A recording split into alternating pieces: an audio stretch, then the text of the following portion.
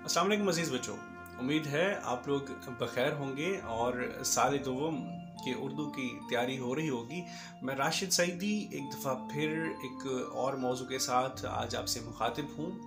तो आज जो मेरा गुफ्तगू का मौजू है वो आपके मारूज़ी पर्चे के अंदर जो 5 नंबर का एक सवाल है, वो सवाल है रमूज़ औक़ाफ़ के मुतालिक कि रमूज़ औक़ाफ़ क्या होते हैं। तो उसके मुतालिक वो 5 नंबर की मारूज़ी आती है, मल्टीपल चॉइस क्वेश्चन आते हैं। तो आज हम उस पर बात करते हैं। चंद चीज़ें मैं बता देता हूँ, फिर मैं स्क्रीन शेयर करूँगा क्योंकि इसका ताल्लुक जो है वो बसरी क़ुव्वतों से ज़्यादा है, समई से कम। वैसे रमूज़ औक़ाफ़ क्या होता है? देखिए, रमूज़ औक़ाफ़ तो रम्ज़ और वक्फ़ ने मिलकर रमूज़ औक़ाफ़ को तश्कील दिया कि रम्ज़ क्या है। रम्ज़ का मतलब इशारा है, रम्ज़ का मतलब इख्फ़ा भी है। तो रम्ज़ इशारा किस चीज़ का? वक्फ़ का। वक्फ़ तवक्कुफ़, औक़ाफ़ यानी ठहराव, यानी ऐसे इशारे जो आपको ठहरने के बारे में बताते हैं, वो रमूज़ औक़ाफ़ है। तो कहाँ ठहरने के मुतालिक बताते हैं? दरअसल नस्र यानी कलाम को खूबसूरत बनाने के ही गुर हैं, तरीके हैं, करीने हैं। तो अब देखिए, जब हम गुफ्तगू करते हैं, तहरीर को पढ़ते हैं, तहरीर को लिखते हैं, तो बहुत सी जगह ऐसी होती हैं जहाँ पे हमें रुकना चाहिए, कहीं पे कुछ हमारे तासुरात और होने चाहिए, कहीं पे थोड़ा रुकना चाहिए, कहीं पे ज़्यादा रुकना चाहिए, कहीं हमें हेडिंग दे रहे हैं, सुर्खी है तो उसके आगे कौन सी अलामत होनी चाहिए। अच्छा, जब अब जुमला ख़त्म हुआ तो कौन सी अलामत होनी चाहिए। जुमलों के दरमियान में जुड़ी हुई चीज़ें आ गई तो उनके दरमियान में कौन कौन सी अलामत होनी चाहिए। यानी ये तमाम चीज़ें रमूज़ औक़ाफ़ हैं, जैसे ख़त्मा, वक्फ़ा, सक्ता, तफसीलिया, सवालिया, कौसैन, वावैन, फ़िजाइया, निदाइया या इस्तेजाबिया और राबिता। तो ये यानी कि ये तमाम चीज़ें वो अलामतें हैं। अलामत यानी इनके वो साइंस हैं जहाँ पे लगे हुए हों तो हमें समझ जाना चाहिए कि अब हमने क्या करना है। हमने रुकना है, हमने आगे बढ़ना है। रुकना है तो कितना रुकना है, आगे जाना है तो किस रवानी से जाना है, किस तरफ जाते हुए हमें कौन सी एक्सप्रेशंस होने चाहिए। यहाँ पे भाई क्या, यहाँ पे क्या आएगा, इस्तेजाबिया है, निदाइया है, फ़िजाइया है, ठीक है। तो अब अच्छा, कौन सी बात है जिसको भाई हम ब्रैकेट के अंदर लिखना होगा और किसके ऊपर नुक्ते ख़त लगाने होंगे। तो तमाम चीज़ें जो हैं ये रमूज़ औक़ाफ़ कहलाती हैं। रमूज़ औक़ाफ़ बहुत ज़रूरी हैं, एक तो तहरीर के तसलसल के लिए, दूसरा तहरीर के असर के अबलाग़ के लिए कि वो तहरीर क्या असर छोड़ना चाहती है, वो आपको कहाँ कहाँ रोकना चाहती है, कहाँ कहाँ सोचने पर मजबूर करना चाहती है, कहाँ कहाँ आपको रवानी की तरफ माइल करना चाहती है। तो रमूज़ औक़ाफ़ वो चीज़ें हैं जो कि आपको बताते हैं कहाँ ठहरना है, कहाँ बढ़ना है। तो आपसे जो 5 नंबर का सवाल पूछा जाता है यही होता है कि ये जी किस चीज़ की अलामत है, ये भाई ख़त्मा है, तफसीलिया है, निदाइया है, फ़िजाइया है। अच्छा भाई, ये अलामत किस कदर होती है। अच्छा, सक्ता में कितना रुकना चाहिए। तो ये सवालात होते हैं कि जिसके हमने जवाबात देने होते हैं। तो अभी मैं वीडियो स्क्रीन शेयर करूँगा, तो उसमें हम देखेंगे कि देखते भी जाएंगे और पता भी करते जाएंगे किस चीज़ कितना काम आती है और कुछ हम अमली मश्क भी कर लेंगे। तो मैं स्क्रीन शेयर करता हूँ। अब प्यारे बच्चों, आपको जो स्क्रीन पे सबसे पहले जो नज़र आ रहा है नंबर 1 ये है ख़त्मा। तो सुर्ख रंग में इसका निशान भी नज़र आ रहा है कि ख़त्मा क्या होता है। ख़त्मा दरअसल अंग्रेज़ी का फुल स्टॉप है, जुमले की तकमील की अलामत है। ये एक जुमले को दूसरे जुमले से अलग करती है। उसे वक्फ़ कामिल, वक्फ़ ताम भी कहा जाता है। यानी देखिए, ख़त्मा ही का नाम है वक्फ़ कामिल और वक्फ़ ताम। इसकी मिसालें भी देख लीजिए कि बारिश से आज मौसम खुशगवार हो गया है, बात ख़त्म और फुल स्टॉप आ गया, ख़त्म आ गया। आज ईद का दिन है, हर तरफ चहल पहल है, फुल स्टॉप यानी ख़त्मा। आज नहीं, आप कल तशरीफ़ ले आइएगा। तो देखें, सुर्ख रंग के निशान यहाँ पे आपको नज़र आ रहे होंगे, ये ख़त्मा की अलामत है। तो दूसरी तरफ आगे बढ़ते हैं, यह है वक्फ़ा। देखिए, वक्फ़ा इस अलामत पर सक्ता से कुछ ज़्यादा ठहरा जाता है, यानी सक्ता से ज़्यादा, यानी एक तो ख़त्मा हो गया लेकिन सक्ते की बात आती है तो इस अलामत पर सक्ता से कुछ ज़्यादा ठहरा जाता है। इसे जुमले के अलग अलग अज्जा के दरमियान भी लगाया जाता है। मिसालें देखिए कि दूध एक मुकम्मल ग़िज़ा है, ये मीठा है। देखिए ना, अब आ गया वक्फ़ा। दूध एक मुकम्मल ग़िज़ा है, वक्फ़ा, ये मीठा है, वक्फ़ा। बच्चे इसे शौक़ से पीते हैं और ये कैल्शियम की कमी पूरी करता है। तो यहाँ पे ख़त्मा। ज़िंदगी मुश्किलात से इबारत है, वक्फ़ा। इससे घबराना नहीं चाहिए और इन मुश्किलात को तरक्की का जीना समझना चाहिए। जो करेगा वक्फ़ा सो भरेगा। یہاں پہ دیکھیں کہ وقفے کا استعمال کس طرح ہے کہ ہم نے کس قدر ٹھہرنا ہے. تو اب یہاں پہ اب دیکھیں سکتہ پڑھتے ہیں تو اس کو آپ دیکھیے گا قابل انداز میں اس کو سمجھنے کی کوشش کیجیے گا. سکتہ عبارت میں مختصر ٹھہراؤ کے لیے استعمال ہوتی ہے. یعنی سکتہ جو ہے وہ عبارت میں مختصر، تو وقفہ میں سکتہ سے زیادہ. تو عبارت میں مختصر ٹھہراؤ کے لیے سکتہ کی علامت استعمال ہوتی ہے. اسے الفاظ اور امور اور چیزوں کو الگ الگ واضح کرنے کے لیے استعمال کیا جاتا ہے. مثالیں دیکھیے، کراچی، لاہور، فیصل آباد اور پشاور پاکستان کے مشہور شہر ہیں. تو دیکھیں کراچی، لاہور اور فیصل آباد کے درمیان میں یہ سکتہ آیا ہے. اکرم، انور، اسلم اور احمد کل لاہور جائیں گے. تو دیکھیے ان اشخاص کو الگ کرنے کے لیے درمیان میں سکتہ کی علامت ہے. اے ماؤ، بہنوں، بیٹیوں، قوموں کی عزت تم سے ہے. تو ماؤں اور بہنوں بیٹیوں کے درمیان میں آپ سکتہ کی علامت دیکھ سکتے ہیں. آگے بڑھتے ہیں. اگلا جو ہمارے پاس رموز اوقاف میں جو اگلی علامت ہے وہ سوالیہ کی. استفہامیہ بھی آپ کسے کہہ سکتے ہیں، سوالیہ بھی ہوتا ہے. یہ علامت بھی وقف کامل ہی کہلاتی ہے. یعنی یہاں پہ بھی مکمل ٹھہراؤ ہوتا ہے، تاہم سوالیہ جملوں کے آخر میں لگائی جاتی ہے. اسے علامت استدلال یا استفہام بھی کہا جاتا ہے. یعنی دیکھیں جملہ سوالیہ ہوگا، کچھ پوچھا جا رہا ہوگا تو اس کے آخر میں یہ لگائیں گے. مثالیں دیکھیے کہ آپ کراچی جا رہے ہیں.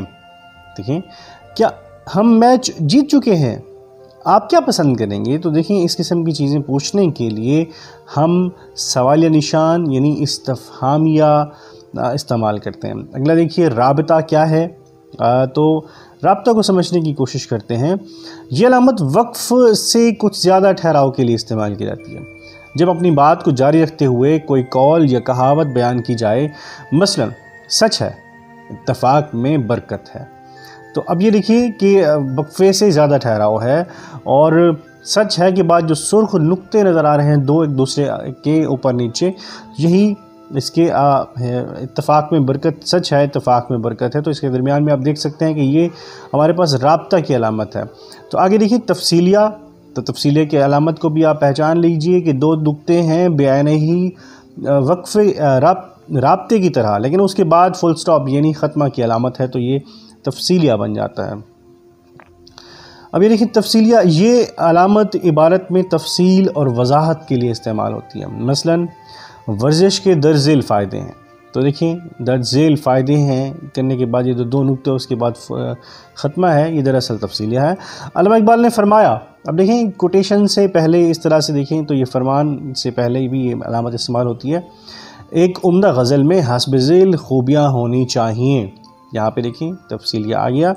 علم کے بے شمار فائدے ہیں. یہاں پہ بھی وہی آپ دیکھ سکتے ہیں تفصیلیہ موجود ہے. تو ہم اگلے رموز اوقاف کی ایک اگلی علامت کی جانب بڑھتے ہیں. یہ ہے کوسین، یعنی بریکٹ جسے آپ انگلش میں بولتے ہیں. کوسین یا خطوط وحدانی عبارت کے ایسے حصے میں لکھے جاتے ہیں جو جملہ معترضہ کے طور پر آئے. اچھا پہلے یہ بھی سمجھ لیجئے کہ جملہ معترضہ کیا ہوتا ہے. جملہ معترضہ ایسے جملے کو کہتے ہیں جو عبارت میں لکھا تو جائے لیکن اصلاً عبارت کا حصہ نہ ہو. یعنی دیکھیں آپ ایک چیز پڑھ رہے ہیں اور اسی چیز کو آپ اب دیکھتے ہیں کہ اسی کو بیان ہی لکھ دیا جاتا ہے، تو اب اس کو عبارت کا تسلسل ختم ہو جائے گا. تو اس کو آپ بریکٹ میں لکھتے ہیں جملہ معترضہ.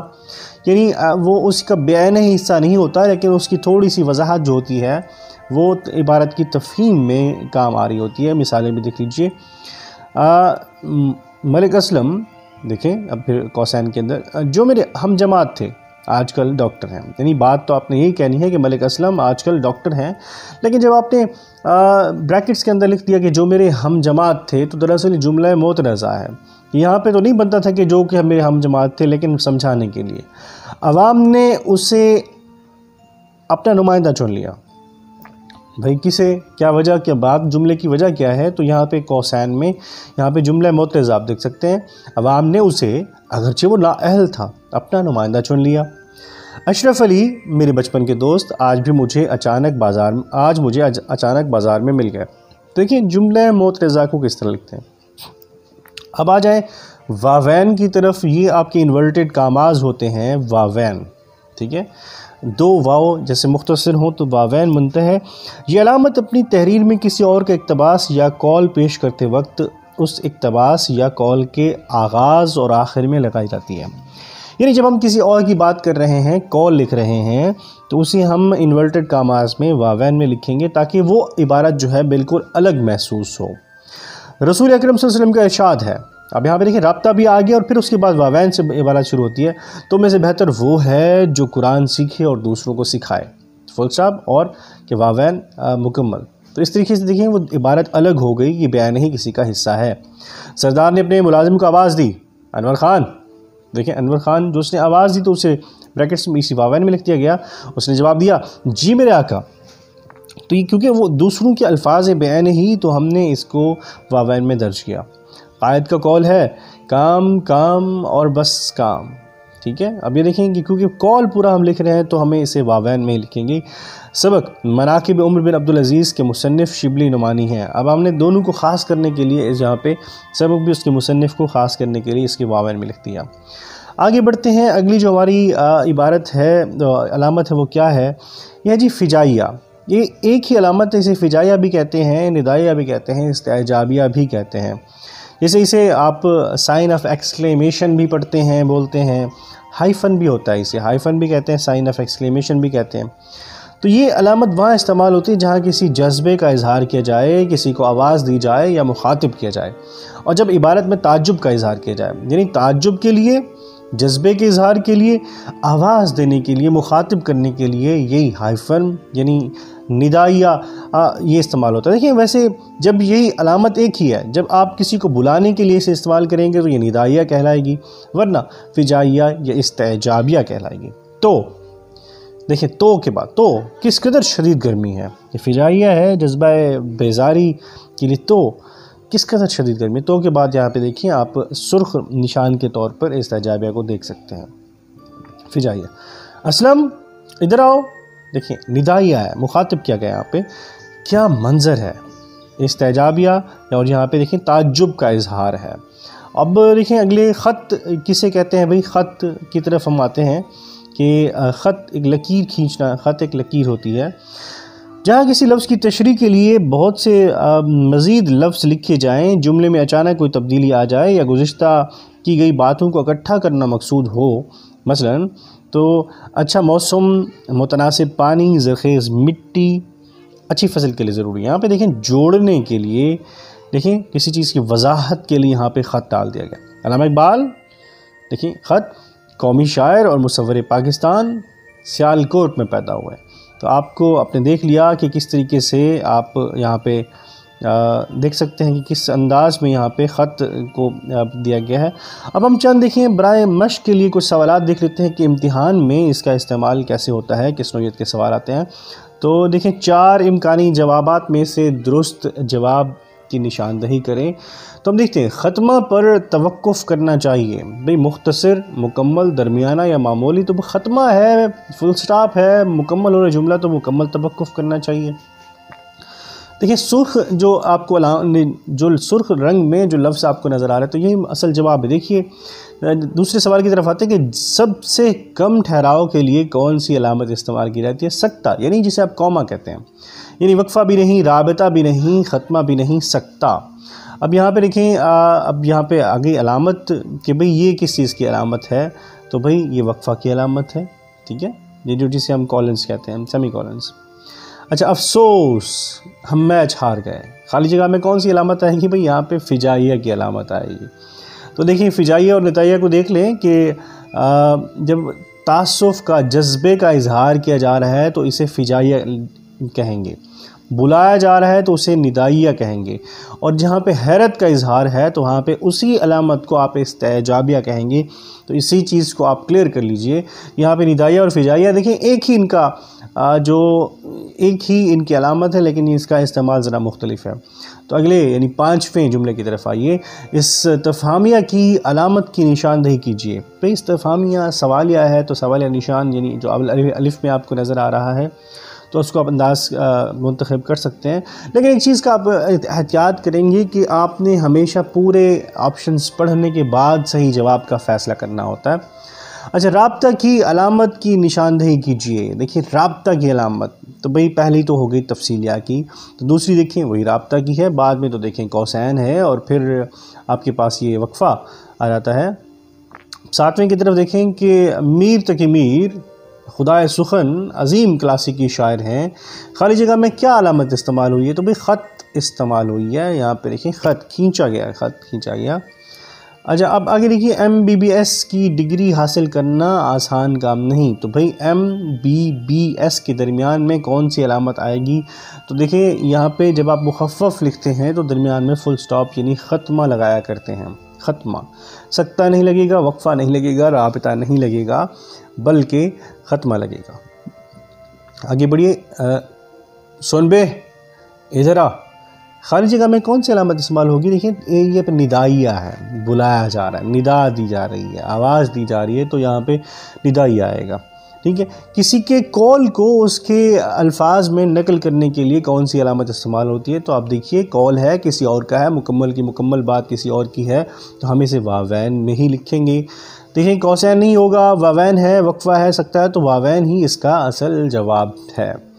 اگر دیکھیے استعجابیہ کی علامت ہے، تو دیکھیں جیم میں آپ کو استعجابیہ کی علامت نظر آ رہی ہے، اور علامت یہی استعجابیہ کی بھی ہے، فجائیہ کی بھی ہے، اور ندائیہ کی بھی ہے۔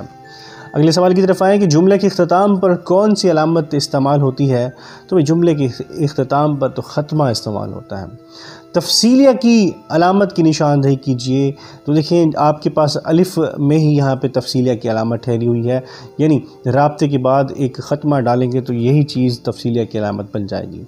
یہ سچ ہے، لالچ پوری بلا ہے۔ کون سی علامت آئے گی؟ تو یہاں پہ رابطہ کی علامت آئے گی، وقفہ کی علامت آئے گی، سکتہ کی آئے گی، یا تفصیلیہ کی، تو یہاں پہ رابطہ کی علامت آئے گی۔ 15واں سوال دیکھیے کہ